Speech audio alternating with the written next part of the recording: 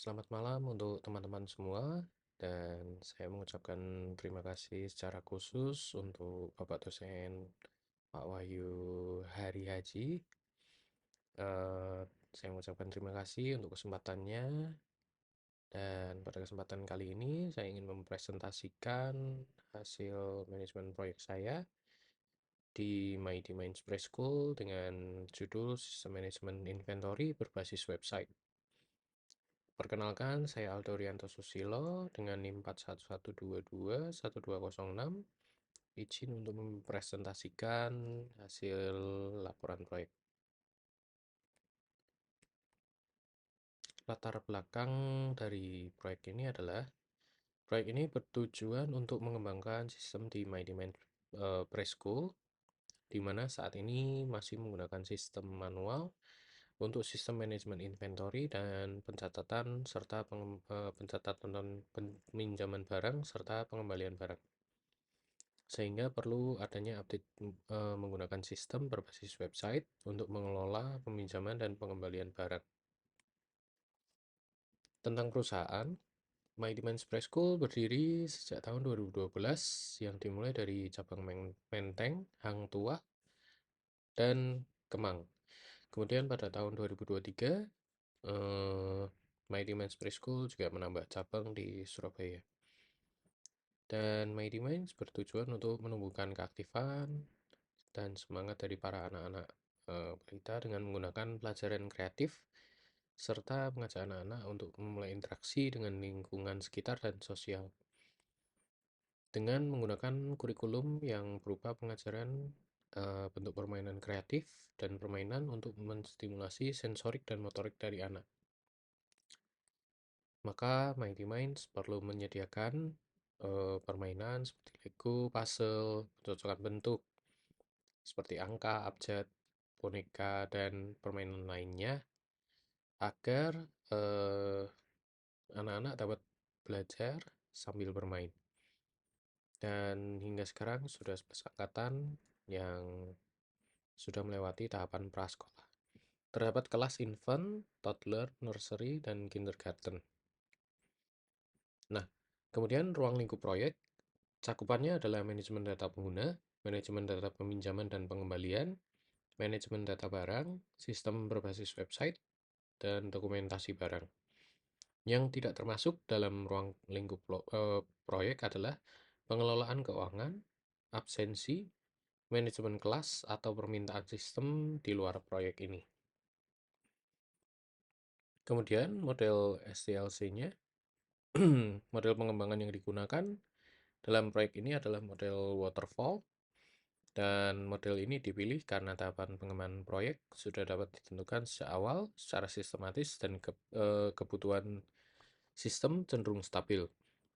Dan setiap fase dalam waterfall diselesaikan secara berurutan sebelum melanjutkan ke tahap berikutnya. Nah, kemudian untuk work breakdown structure atau WBS, yang pertama inisiasi proyek.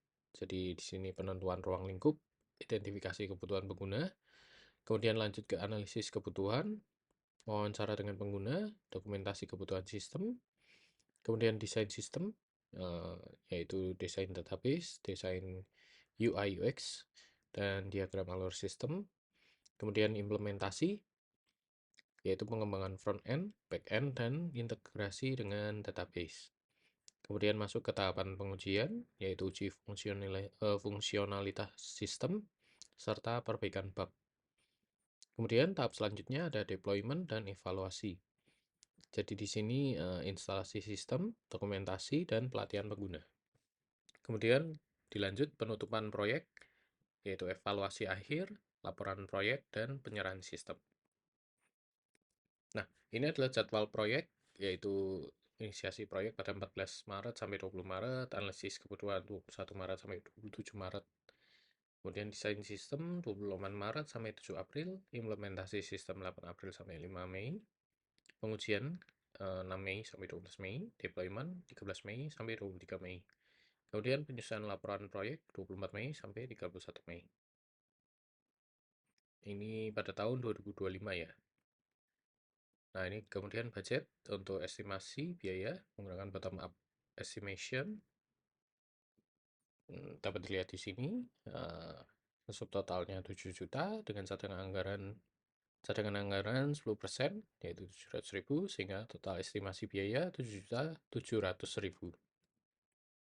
Nah, di sini ada developer, hosting dan domain, laptop, alat kerja, ini internet, listrik, dokumentasi pelatihan. Nah, kemudian desain wireframe menggunakan aplikasi mockup dari iPad. Kemudian desain UI UX ini menggunakan Figma serta prototipenya. Jadi di sini adalah urutan UI UX-nya, tampilan antarmuka untuk setiap halaman, kemudian dibuatkan prototipenya sehingga user dapat mengerti alur dari websitenya. Kemudian dilanjut implementasi desain dashboard admin. Nah, ini setelah dari Figma, kita lanjutkan ke pengembangan front end, yaitu ini pembuatan dashboard. Nah, ini kurang lebih dashboard yang sudah dibuat. Nah, kemudian ini ada dashboard user. Untuk tadi ya, dashboard admin lebih lengkap karena ada pengelolaan mainan, pengelolaan user, laporan kondisi barang, transaksi laporan transaksi, dan lain-lainnya. Kalau di dashboard user hanya sedikit, yaitu peminjaman barang dan pengembalian barang. Nah, kemudian manajemen proyek menggunakan Trello untuk boardnya. Jadi ada to do, doing, dan done. Jadi seluruh tugas yang akan dikerjakan dimasukkan ke sini. Kemudian jika sedang dikerjakan, masuk ke doing. Dan jika sudah selesai, maka masuk ke kolom done. Dan untuk evaluasi proyek, jadi pencapaian proyek, pengembangan sistem informasi peminjaman dan pengembalian mainan berhasil diselesaikan sesuai dengan jadwal, yaitu kurun waktu 14 Maret sampai 31 Mei 2025. Seluruh fitur utama sudah dikembangkan dan diuji, serta dapat digunakan oleh admin dan guru sesuai skenario bisnis yang ditentukan. Jadi pencapaiannya, sistem berhasil membedakan hak akses antara admin dan guru, role admin dan guru. Kemudian seluruh proses peminjaman dan pengembalian terdokumentasi dengan baik dengan bukti uploadan foto atau file. Dan denda untuk mainan rusak atau hilang dapat dicatat secara otomatis berdasarkan harga waktu input awal. Kemudian UI UX dinilai mudah digunakan oleh pengguna dari berbagai latar belakang non-teknis, oleh guru ya terutama. Jadi kesimpulannya, proyek pengembangan sistem informasi peminjaman dan pengembalian mainan untuk Mighty Minds untuk sistem inventornya sudah berhasil diselesaikan dan memenuhi seluruh ruang lingkup yang telah direncanakan.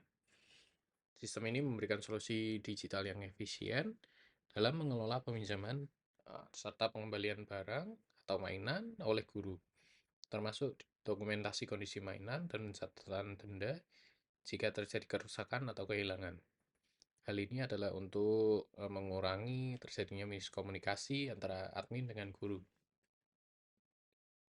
Dengan implementasi berbasis web menggunakan kode Igniter 4 dan Bootstrap 5 ini, sistem mampu membedakan hak akses antara role admin dengan guru, merekam transaksi secara rapi dan terdokumentasi dengan foto atau file, mengurangi risiko kehilangan mainan akibat kesulitan tracking atau tidak tercatat sama sekali, meningkatkan efisiensi proses inventarisasi dan pengawasan mainan. Oke, sekian presentasi dari saya. Saya mengucapkan terima kasih. Sekian.